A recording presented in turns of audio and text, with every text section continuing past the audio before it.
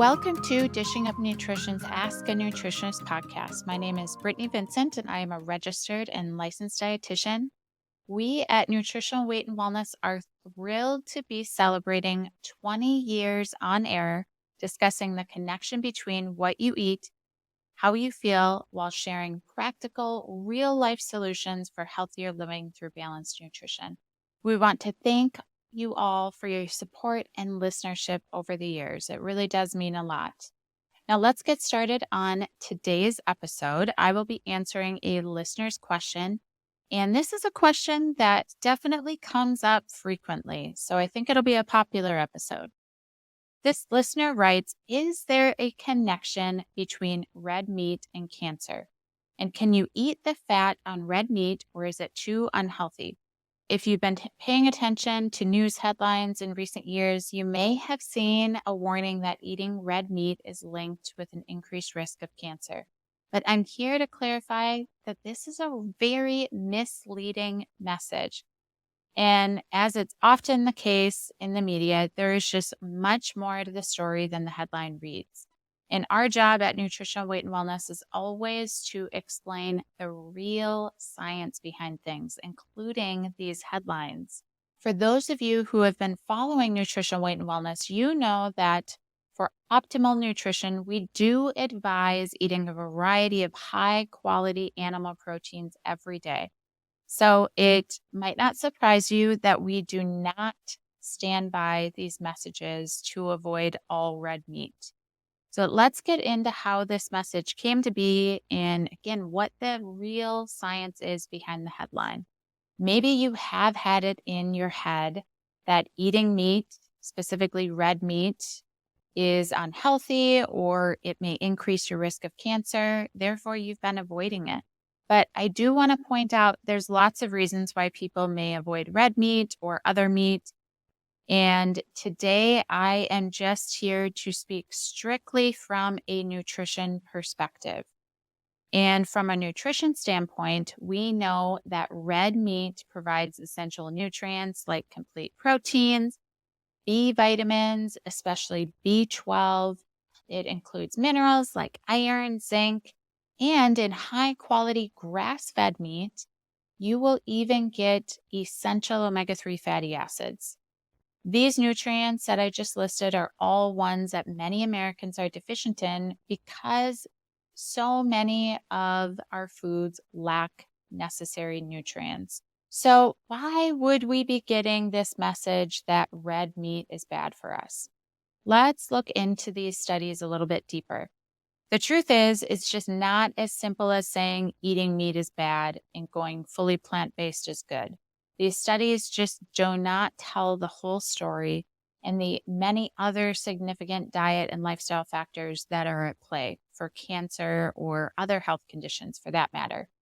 And it turns out that most often the participants who are in the meat eating group in these studies also happen to eat an overall poor quality diet. They're more likely to overconsume alcohol, smoke, and be sedentary compared to the group that didn't eat meat or didn't eat as much meat. So it's really not a fair comparison at all. It's an example of correlation, not causation. And that's a very, very important fact to understand. If someone who lives an unhealthy lifestyle ends up getting heart disease or cancer, you wouldn't blame it on one thing like the fact that they eat meat, right? In reality, there are so many factors that come into play.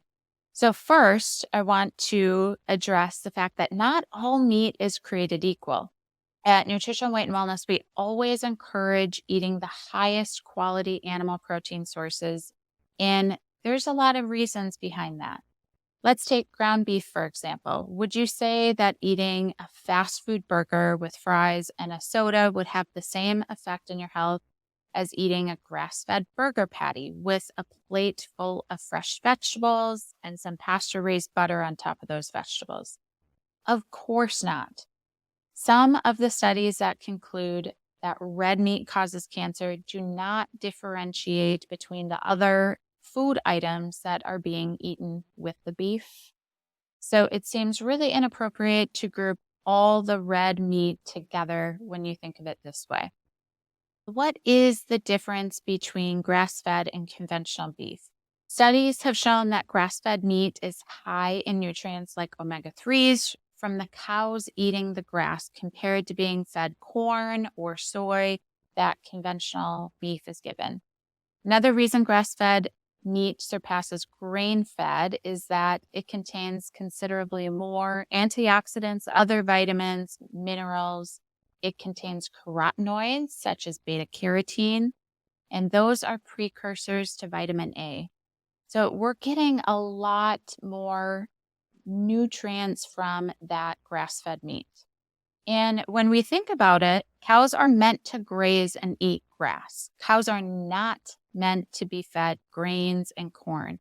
So, as you can imagine, the cows that eat food that their bodies aren't meant to digest and consume, that's going to have a very negative impact on the animal itself. And we really need to be thinking about not just the food that we're eating, but what is that animal eating? Because we are eating what they are eating in a sense. Conventional beef is nutrient depleted from the cow's poor diet.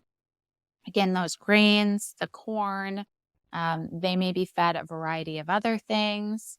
And we do know that the conventional beef contains more inflammatory fat. Plus, it can contain added hormones, antibiotics, pesticide residues. The cow's diet of mostly corn and other grains, those grains and corn are heavily sprayed with pesticides, and some cows are given hormones to make them produce more milk. They're also given antibiotics to keep them from spreading illness when they're packed tightly into their living spaces. And all of this gets into the meat and dairy products we consume from conventionally raised cows. Whereas if we take the beef or dairy from these cows and compare it with healthy cows who are eating grass, rich in omega 3s, they're able to roam freely, less likely to spread illness to one another. This meat and dairy produced are very different scenarios and are going to provide very different nutritional profiles. Now, let's take into consideration how different kinds of beef are prepared. Maybe it's turned into heavily processed sausages filled with preservatives and fillers and artificial dyes and flavors. Maybe it is turned into a fast food burger. The end product of these type of beef derived foods are far different from fresh, natural beef that you are cooking in your own kitchen. So as you can see, there are so many different factors into how a blanket statement like red meat is linked to cancer is very misleading. Overall, in these studies making the headlines, consumption of low quality, heavily processed meats, along with a poor diet and lifestyle, led to inflammation and potentially cancer. High quality, less processed meat does not cause the same inflammation in the body. The factory farmed meat compared to grass fed, pasture raised meat should not be grouped together in the same category. It's like comparing apples to oranges. Now, what about the saturated fat in beef? The original question from the listener that inspired today's topic asked about eating the fat on red meat. In short, yes, it is okay to eat the fat from quality sources. Again, we recommend a variety of animal proteins from a variety of different sources because they all have different nutrients to offer our body. And the fat in the meat from grass-fed cows is made up from healthier fats than those conventional cows are. We also want to think about the fact that toxins are stored in fat cells.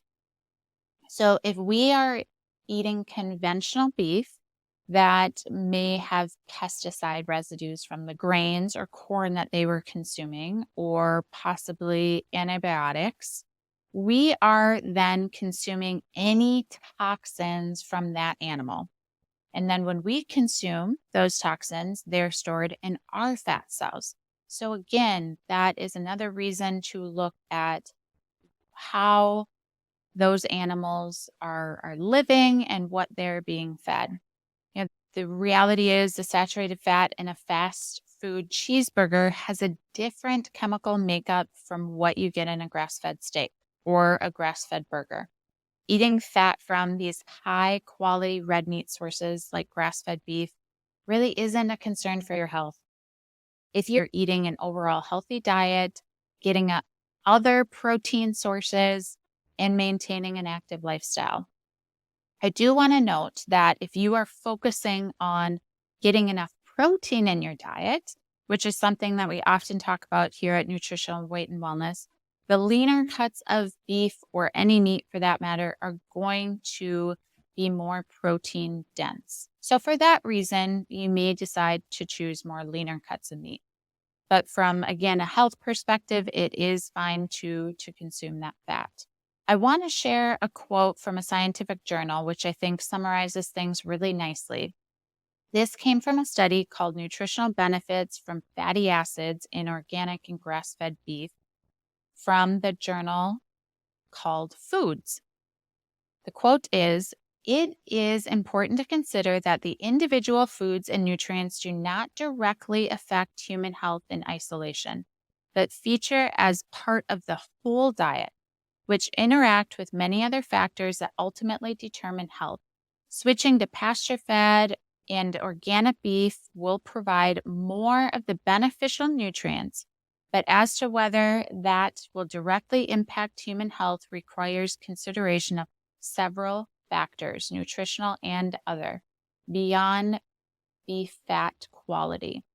So, in conclusion, most of these studies, which claim that red meat causes cancer, focused on a population of people eating poor quality meat, along with an overall poor diet and lifestyle. Think about what they were eating with their beef. It's likely that they were consuming white buns and French fries or other processed food along with that beef. So, here are some things to keep in mind for how to eat meat to support your health. Again, choosing that high quality meat and other animal foods in general. So look for labels that read grass fed, pasture raised, or free range poultry, pasture raised eggs, wild caught fish. USDA certified organic is good to look out for too. Organic does not mean that it's grass fed or free range. And if the label states that it's grass fed, that does not mean it's organic. So you do really want to look for both of those, unless you are purchasing your meat from a local farmer, which is a great way to go about it. Many of those smaller farms are not going to have the money to pay to get certified organic. So in that case, you just need to ask the questions of what those cows are fed and how they're living.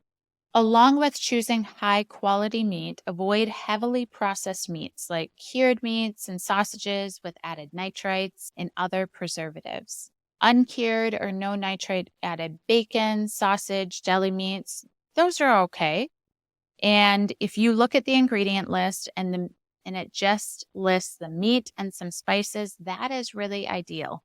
And the truth is, the food that you eat with meat also matters. So fill your plate with a variety of colorful vegetables, top it with the healthy natural fats, and avoid the heavily processed carbohydrates as your side dishes. Instead, maybe you have a small amount of sweet potato or baby red potato or squash as your starch. That would be a much better option. That concludes this week's Ask a Nutritionist episode. We hope you learned something and can feel better about eating high quality red meat for your health. If you enjoy listening to Ask a Nutritionist, please leave us a review on wherever you listen to your podcasts. If you would like to suggest a topic for an upcoming show, you can join our Dishing Up Nutrition Facebook group or call 952-641-5233 to leave your question in our Dishing Up Nutrition voicemail box. Please don't be shy. If you have a question, let us know. We look forward to hearing from you. Thanks for listening.